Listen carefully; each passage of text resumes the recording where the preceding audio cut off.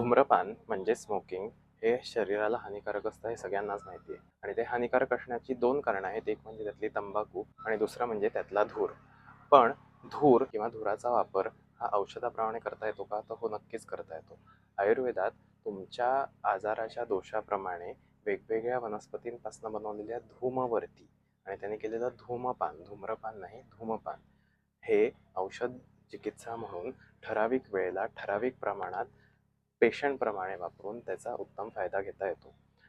ह्याचं व्यसन असणं मात्र चुकीचं आहे आणि वनस्पतीपासून बनवलेल्या धूमवरतीचं व्यसनही लागत नाही.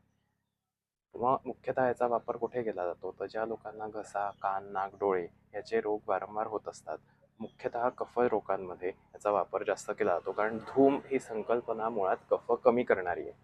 पण याचा अर्थ असा नाही की वातज आणि पित्तज रोगांमध्ये धूमपान करूच शकत नाही. ठराविक अवस्थांमध्ये ठराविक वनस्पती वापरून वातज आणि पित्तज धूमपानाचे सुद्धा प्रकार आलेले आहेत. त्यामुळे नेहमीच आपण म्हणतो तसं कुठलीही गोष्ट पूर्ण चांगली किंवा पूर्ण वाईट नसते. प्रत्येक गोष्टच औषध असते. त्याप्रमाणे आजार आणि त्याप्रमाणे रोगी हे मात्र सापडायला लागतं.